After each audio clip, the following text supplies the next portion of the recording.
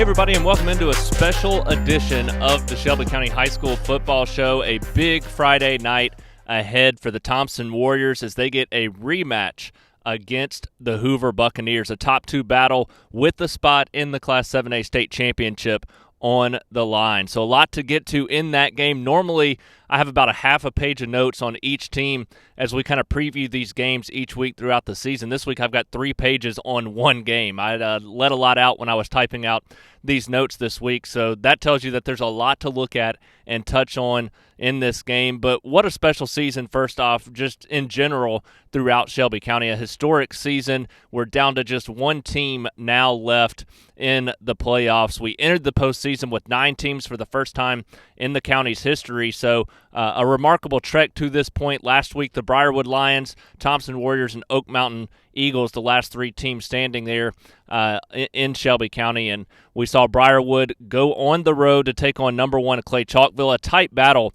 throughout that matchup until the final few minutes as Clay kind of put that game away and picked up a big win there to advance to the Class 6A quarterfinals. Another special season for the Briarwood Lions, third year under head coach Matthew Forrester, and what he's been able to do in year 2 jumps into the 6A classification, just the second time in school history that they've had to make that leap up into the 6A classification as a normal 5A team, and last year make it to the playoffs in his first season coaching at the 6A level. And then this season to bounce back, get to the second round of the playoffs for the second year in a row. And not only that, they picked up 10 wins, finished the season 10-2 overall, with their only 2 losses coming to number 3 Mountain Brook and number 1 Clay Chalkville, both in pretty tight battles throughout those games as well. So just impressive what they've been able to do, jumping back up to the 6A classification. Best season in school history in that classification this year. So just a special 2-year stretch, a special 3 years there for Forrester at Briarwood. If they were in the 5A classification this year, I have no doubt in saying that they would be a strong contender to win the state championship there. But when you go up against Clay Chalkville in round 2, tough to pick up a win there just because they're basically the team that everybody's expecting to win the state championship in the 6A classification. And the same can be said for the Oak Mountain Eagles. Year 1 under Tyler Crane. They come in here to this stadium, Warrior Stadium, last Friday night, take on Thompson in the second round of the playoffs, and didn't end the way that they wanted it to, a 45-7 loss for the Eagles in that game in the quarterfinals. But for the second year in a row, they do make it to the quarterfinals of the Class 7A playoffs. And in year 1 under Tyler Crane this year, a special run for them. An incredible 4-year career comes to an end on the football field for Evan Smith. We still hope we get to see him play some basketball this year as well. But one of the best athletes to ever come through this county. Was special to watch him play and give it one last chance here these last couple of weeks after dealing with that injury a few weeks ago. So special seasons for both Oak Mountain and Briarwood, but the Thompson Warriors, that's why we're here this week. They advance. They get to the Class 7A semifinals for the 5th year in a row. And guess what? It's none other than the Hoover Buccaneers. All 5 of those semifinal matchups have been between Thompson and Hoover for a spot in the 7A state championship, and that's going to be no different this week. The game going to take place out at the Hoover Met, the same place it did in the regular season, and we all know what happened a few weeks ago, but we're going to touch on that in just a few minutes. But you look at this game and you look at what these two teams have been able to do the last several years. Thompson looking to win a state championship for the 3rd year in a row. Hoover, they're looking to get back to prominence in the state. They have fallen the last several years, but the last time they did win this semifinal matchup, 2017, they went on to win the state championship as well. So they're looking to get back on top of the state. So the stage is set. It's number 1 Hoover, number 2 Thompson for a spot in the state championship, and we're going to break down that game right now.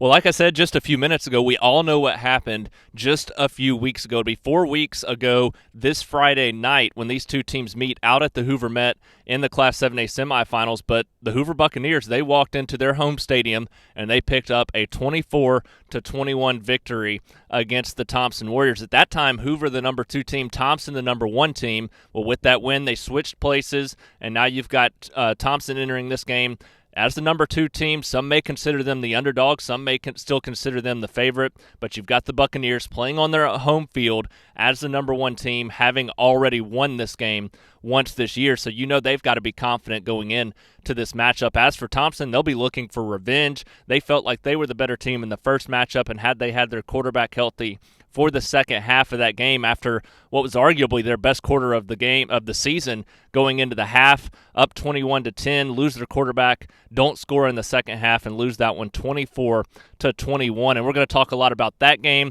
and a lot about the upcoming game right here in this segment. But there's so much to touch on. Like I said, 3 pages of notes that I have here, and it's all jumbled up, so I'm probably just going to ramble on and go with what comes to mind. But you look at the way these two teams enter this matchup, their postseason so far, the Thompson Warriors, a strong start. Even with backup quarterback Zach Sims stepping in, he stepped in and has done a tremendous job leading this football team the last couple of weeks. But you look at their first round game, a 49-10 win against Florence, and then they come back last week 45-7 against Oak Mountain. And for the first game of the playoffs, they were with Zach Sims the entire way. Didn't have to do much in the second half of that game, as they did get some looks from the other guys as well in a blowout win.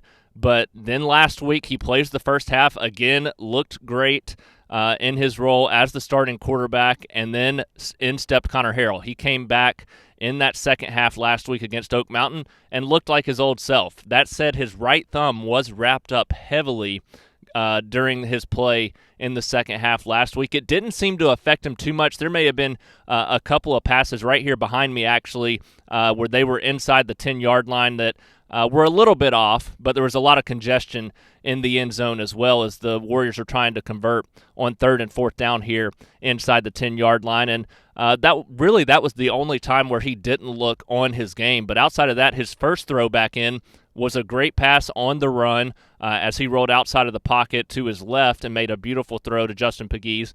And then he hit a beautiful touchdown pass to Bo Jones of a little more than 30 yards as well. So looked to play pretty solid football there in his time last week. We'll see what that means this week if he's able to make a lot of those plays. And we're going to talk a little bit more about that when we get to the offenses of both of these teams here in just a few minutes. But when you look at this game, you got to look back and talk about what happened the first go-around. I mean, that's going to be a huge topic of conversation this week. While both of these teams are probably focused solely on this week and what they need to do to win this week, there's a lot to look at in that first game that can really give you a viewpoint of what needs to happen this week for each team to be able to take home a win. But you look at that game, and a pretty slow start for Thompson in the first quarter, but just a physical, hard-nosed, tight battle between these two teams, which we've come to expect in this rivalry battle the last several years. Like we said, these two teams have met in the regular season in the semifinals, so they've made it to the semifinals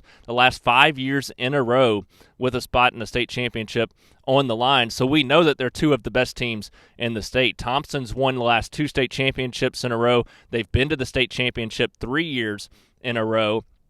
And you look at what they've been able to do to kind of take over as the prominent team in the state. But this was a Hoover team that spent so much time there, and they weren't going to let that go lightly. Obviously, 2017, the last time they won this semifinal matchup, went on to win the state championship. And beyond that, this has been a dynasty for a long time now here in the state of Alabama, and they're ready to claim their spot back atop the state championship. So you come to expect those tight battles. That's what we saw early in that game earlier this season, just a few weeks ago. And a tight first quarter, but then Thompson starts to put it together. They start to show just what kind of offense they can be. They got rolling. They put up 21 points in the second quarter of that game, and they take a 21-10 lead into the halftime break. And honestly, to me, and I've seen a lot of this team the last few years, it was one of the best quarters of football I've seen them play the last several years, including the last 2 state championship teams. So they were rolling along, needless to say, going into the halftime break, but late in that first half, really on probably his final throw, Harrell hits a deep touchdown pass, but he didn't return after that, and that made a difference. Thompson came out in the second half and leading 21-10. They got the ball first to start the second half. You expect them to go on a run right down the field with the momentum that they had built offensively to end the first half and get another touchdown, and at that point they would be leading 28-10 early in the second half. And with the defense that they have, that's a dangerous thing. And we saw by the final score that it would have been tough for Hoover to complete that comeback fully had Thompson gotten one more touchdown. But with Zach Sims in, he came out, he made some early big plays that they trusted him to make those plays down the field, and he honestly put some good throws on several footballs, but then they kind of got away from that. They dropped a few, heads started to go down a little bit. They started to lose that confidence in the offense, and that's something that you don't see here at Thompson very often. So when they started to doubt that, that puts a lot of doubt in everybody's mind. They changed up the game plan. They started trying to protect the lead, giving the ball to Ryan Pepins and Justin Pegues a lot more in the backfield to run the football versus trying to find things vertically down the field. And they can run the football. This is a team that's doing great things running the football. They have all year. They have the last several years. It sets up what they do outside of that.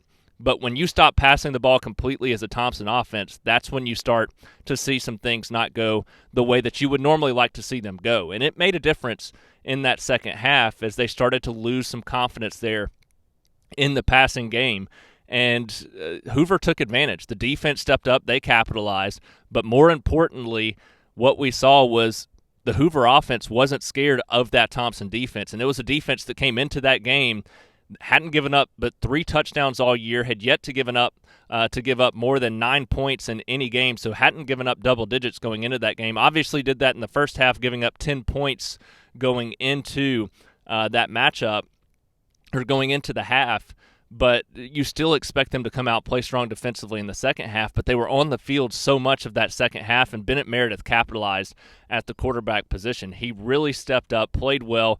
He was facing pressure most of the night from Peter Woods on the defensive line of Thompson, and he stepped into it. There was one play early in that second half where he got hit right as he threw the ball by Woods, a Division I recruit, a top 5 defensive lineman in next year's class. He stepped up, made a big-time throw into the teeth of Woods, and that kind of set the tone for the second half. It showed that he was not going to be scared, timid at all to make big-time plays despite the pressure that he was going to face. And Hoover's offensive line, they played well at times, but honestly, Meredith just stepped up and made big-time throws with pressure right in his face a lot of the night. His receiver stepped up, made big-time plays as well, and that was the key. Against that daunting defense, one of the best defenses in the country going into that game, Meredith stepped up, made big-time throws, and it made the difference in that game with Thompson's offense not able to get going in the second half, him showing his confidence on the offensive side for the Buccaneers.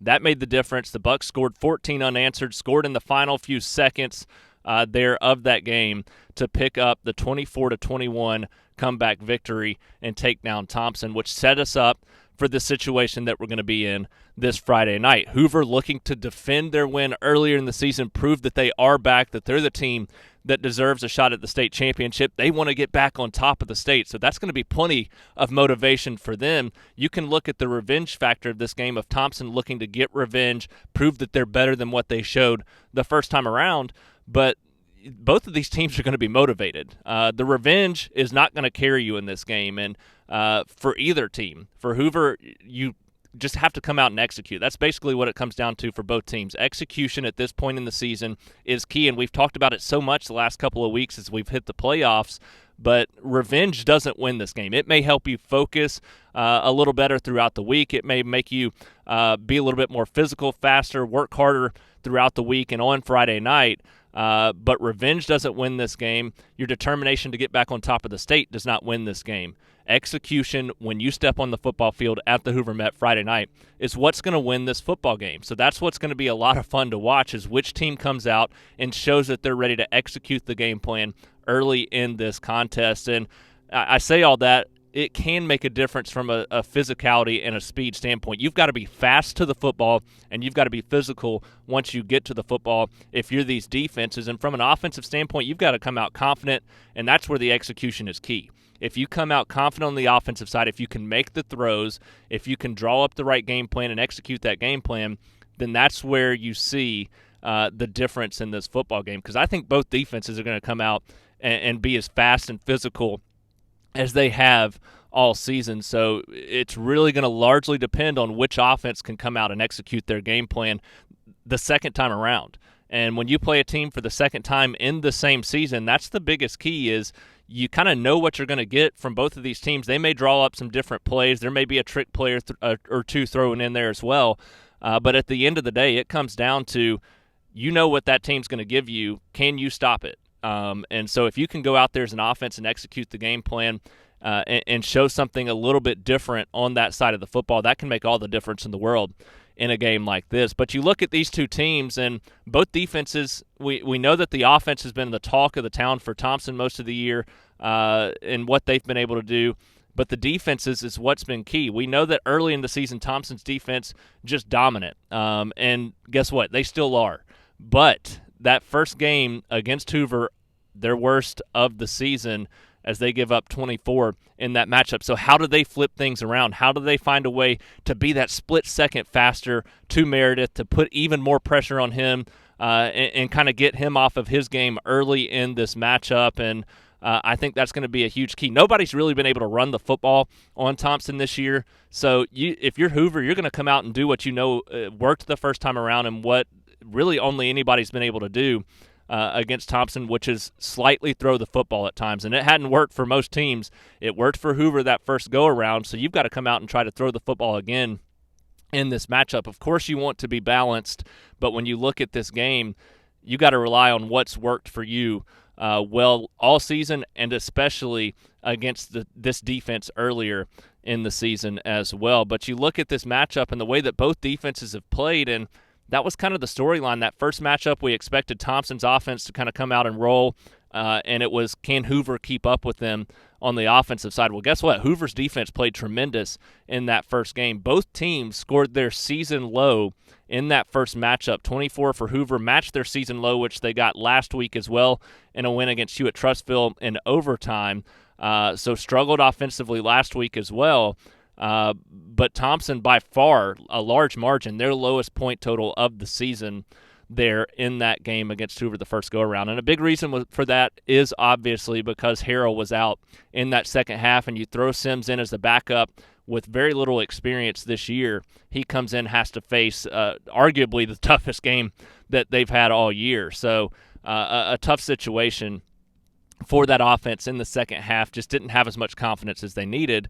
But you look at both defenses, Thompson giving up 5.6 points per game, Hoover giving up 13.8 points per game. And you may look at that and say there's an 8-point per game difference, but at the end of the day, that's two daggone good defenses, and they're going to play like it in a game like this where the season's on the line. So expect a physical battle from both of these defenses looking to make a statement, and expect them to be very fast to the football, and that's the biggest key.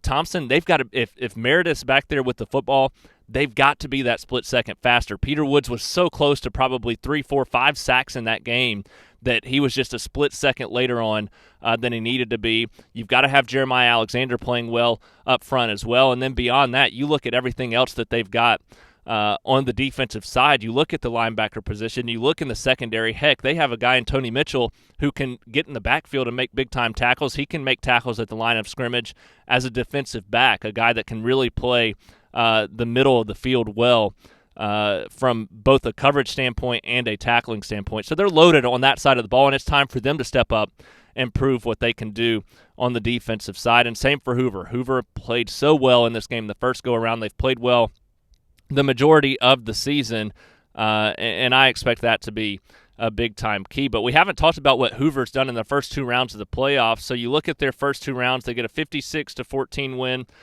in their opener to the playoffs, and then last week struggle, an overtime victory against Hewitt-Trussville. They win that one ultimately 24-23, but a game they trailed late in that contest.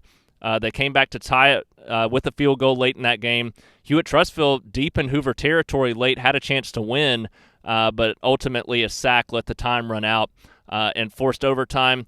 Hoover scores first, goes up 24-17. Hewitt comes back with a touchdown, 24-23, decides to go for the two-point conversion, and the pass is incomplete. So Hoover hangs on, wins that game, and does advance to the semifinals. So you know that Hoover, coming off of that, honestly, may give them even more motivation going into this game because they didn't play their best. They almost saw what they thought could be a state championship season slip away in the blink of an eye and not even get a chance at this matchup again against Thompson. So you know that this is going to be a big-time performance from Hoover, looking to bounce back from what they showed last week, come out, put together a strong showing this Friday night. But we've talked about how well the defenses have played so far this season, and particularly in that first matchup. But let's look at what the offenses have done so well this season as well. And you look at Thompson, they're averaging 46.9 points per game still on the season. Obviously, have bounced back from that sluggish performance against Hoover the first go-around by scoring 45 or more in their first 2 rounds of the playoffs. So the team's not hurting. That was with their backup quarterback playing the majority of snaps. And then last week we saw both quarterbacks playing well. And for Thompson, that's the biggest key for me, is that if Harrell comes out, the big question mark for him, can he make the throws on the run? How can he handle that pressure of a game like this with that thumb wrapped up? Will he have the same touch on his passes? Will he be able to throw the deep ball? Will he have zip on those slant passes and those quick passes that he needs to get out?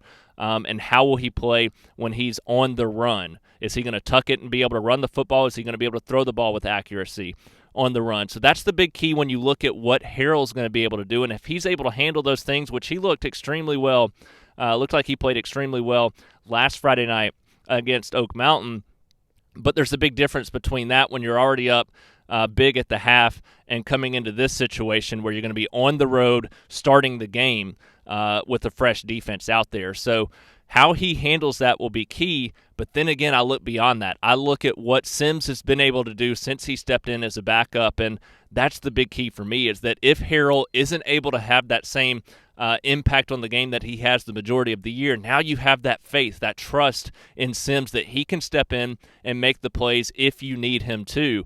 And the guys have gained that trust in him as well. You look at Justin Pegues has been playing lights out the last several weeks at kind of an athlete position. He's returning kicks. He's playing at receiver. He's playing at running back. So he can do it all. And then you look at Jalen Ward, and I'm telling you, he's had a couple of drops here and there this season, but he's become one of their big downfield threats, and largely because people have had to respect Ryan Peppins so much, and Peppins hasn't had that same impact the last few weeks. He's getting a lot of catches, but he's being kind of contained from a lot of deep balls. And so you look at that, well, there's Jalen Ward out there who can go off for a 60-plus yard touchdown as well. So you've got so much to respect out there on this offense from an athletic standpoint. You've got a solid offensive line, so now you've got 2 quarterbacks that you can trust as well, whereas when you went into the second half against Hoover, there was a little bit of doubt there. You hadn't seen it yet. You didn't know what to expect, and they were kind of shell-shocked. Well, now they're not going to be shell-shocked. So if Harrell's not able to do everything he needs to do, you feel confident in passing the torch over to Sims to be able to make some big-time plays in this game as well. So that's got to give Thompson's offense a lot of confidence going into this game. But if Harrell is even close to being as healthy enough to make some big-time plays, then that's going to be a big difference maker. Like we said, that first go-around, we know what Thompson was able to do in that second quarter. Looked like the best offense they'd had all season, one of the best offenses they've had in several years with the plays that they were able to make. The passes were right on the money. Players were making big-time catches. And so if that Connor Harrell shows up, if that offense shows up in this game, then this is a Thompson team that's going to put up as many points. I won't say as many points as they want to, but they're going to be able to have more success than they did in that second half last time around when they were shut out. They're going to look a lot more like that second quarter offense that scored 21. And how consistently they can do that, that's going to be the key in this game, because if the offense plays well, plays up to that caliber that we've come to know them to play to, then that's going to be huge with the defense that they do have, because this is a defense that we know can play lights out. They're going to be motivated. They're going to be seeking revenge. They're a defense that gets angry when they don't get a shutout. I guarantee you they went 45-7 last week. I guarantee you they were upset that they gave up 7 points after that game. So, and it was just one drive. Outside of that, they played tremendous the rest of the night. So this defense is going to be hungry and motivated. If the offense can come out and move the ball and do things like they typically do, that's all Thompson's going to need to win this game, because that keeps the defense from playing this entire game like they had to do the entire second half against Hoover, the first matchup. So we'll see how Thompson's offense handles things. If they look like their normal self, expect them to have a good night and have a strong chance to win the football game. But Hoover, not a bad offense either. This is a team that's scoring 37.8 points per game. They're not going to be scared of this matchup. They weren't scared of it the first time around.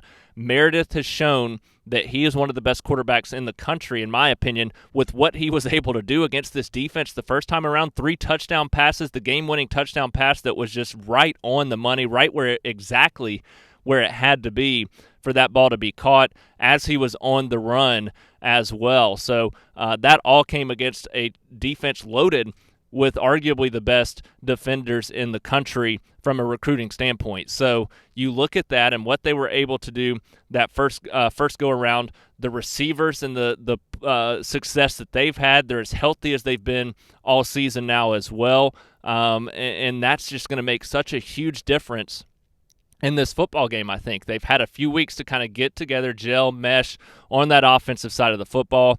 They didn't play their best football game last week, so you know they're going to be even more focused and attentive this week with this matchup coming up. So we'll see what that does to kind of spark this Thompson offense. But at the end of the day, I don't know which way this is going to go. I don't know if we're going to see a defensive battle. I don't know if we're going to see two offenses come out and light it up. But I really don't see either of these teams pulling away and picking up a blowout just because of what's on the line. They're both going to be playing their hardest and most physical football games of the year. They're both going to leave everything they have out on the football field Friday night. So if history tells us anything, these are two teams that, you may see one come out and play well early in the football game, but that really doesn't mean anything. We've seen several times, including that first matchup this season, that the team that starts strong doesn't necessarily finish as strong. We've seen several deficits overcome. So the big key, if you do get an early lead, is that you can't sit on that and protect it. You've got to go out and play just as aggressive in the second half. So I think we may see a little bit of a slow start similar to the first game. I think we may see the defenses kind of shine early in this matchup, and then the winner come out in the second half and make a statement with their offense. That kind of tends to be the way that this series has gone the last several years. So whoever comes out in that second half ready to play football out of the locker room is, at the end of the night, going to be the winner, in my opinion. So there's not really one thing in particular. You look at Thompson, if they are healthy offensively, then they've got the best chance to win this football game. It's just a matter then of them executing the game plan and making the plays because of the talent that they do have. But Hoover's proven that they can win this game. They've done it this season. They're going to have confidence. They're not going to be scared. They're not going to back down. And they've got a solid offense and defense ready to go in this matchup. So this is going to be a tough one. There's no easy way around it. It's going to be, for those that think Thompson's just going to waltz into the Hoover Met with revenge on their mind and get it, that's not going to happen. It's going to be a hard-fought win if they are able to come out on top. But both of these teams looking to pick up a huge win. Thompson looking to get back to the state championship game for the 4th year in a row, looking to have a chance to win their 3rd in a row, while Hoover's looking to win this semifinal matchup for the first time since 2017 and get back to the state championship, which they did win that season in 2017 as well. So a lot on the line for both of these teams. They're going to be well coached. They're going to come out motivated, hungry. It's going to be everything you want in a high school football game this Friday night out at the Hoover Met. Can't wait to see it. I will be there to bring it all to you. We'll have our Facebook Live pregame show. We'll have tweets throughout, stories, photos, everything we need from that game. It's going to be so much fun, and I can't wait to see how it unfolds. Well, we do have a couple of SCR Stars of the Week that we want to touch on, and could be the last segment of the SCR Stars of the Week, depending on if Thompson wins. If Thompson wins, we have another game to predict, the Class 7A State Championship, so we'll be back with one more show if that does happen. But if not, this will be the last SCR Stars of the Week segment for the 2021 high school football season. So we're going to start at Thompson and what they were able to do last week. Zach Sims, 11 of 16, 191 yards and 2 touchdowns, all in the first half with what he was able to do there. So you've got that confidence in Sims now at the backup position. Justin Pegues, he's been lights out the last several weeks and really all season. He has been that missing piece for Thompson this year. If they didn't have him, I don't know where they would be as an offense. Still would be very talented, don't get me wrong, but he's made so many game-changing plays, and he finished with 18 carries, 127 yards, and a touchdown. Also added 25 more yards on 2 catches. Jalen Ward, he's also been a difference maker. 4 catches, 153 yards, and a touchdown in that win for the Warriors. On the other side of that game, Oak Mountain's Evan Smith, what a special 4-year starting career he's had for the Eagles, running a triple option for the majority of that time, made so many jaw-dropping plays in his time running that offense. And then this year, changed things up a little bit, still ran the ball a lot here with Tyler Crane coming in, but a little different style as they spread it out. A little bit more out of the shotgun. And Smith, his final game of his senior year, 10 of 24, 123 yards and a touchdown, also ran for 43 yards on 15 carries. So a solid finish for Smith there at Oak Mountain. Christopher Vizina at Briarwood, he closed out his junior year as one of the top recruits in the country, 9 of 17, 129 yards and a touchdown, also added 56 yards and a touchdown on 16 carries against arguably the best defense in the state, especially at the 6A classification, if you look at what Clay Chalkville has been able to do for the majority of the season. And Luke Rebels, his final game there at Briarwood, was right alongside his teammate. Rebels finished with 16 carries, topped 100 yards, had 103 yards, and a touchdown there for the Lions. So that's our SCR stars this week. We'll see if we have some more to talk about next week, but regardless, what a remarkable year for all of you across Shelby County. Some big-time playmakers, a lot of guys stepping up. Can't wait to see where life takes the seniors and where we go with some of the guys coming back next year that we'll likely be mentioning as well. It's always a lot of fun to highlight as many players as we can, so continue to work hard, and we'll see y'all next year in the SCR Stars of the Week. Well, that's going to do it for this week's Shelby County Football Show. Thank you all for tuning in. I'll be live out at the Hoover Met for our Facebook Live pregame show on Friday night. It's number 1 Hoover, number 2 Thompson for a spot in the Class 7A state championship. You don't get it any more exciting than that. I am amped up already on Monday just thinking about the excitement. I know these guys are going to be out here working hard, both at Thompson, out at Hoover, getting ready for the biggest game of the season. A couple years ago, it felt like one of the biggest games, almost like the Alabama-LSU game, the game of the century. This game feels like the biggest of this series, in my opinion. It started to look like Thompson was dominating it. They had won several in a row, and now you get here to this situation, and Thompson's the one on the end looking for revenge, trying to get back to the state championship, while Hoover's looking to get to the state championship for the first time since 2017. So a lot on the line. I'm eager to get this one underway. Can't wait to see how it unfolds on Friday night. We'll see you all there.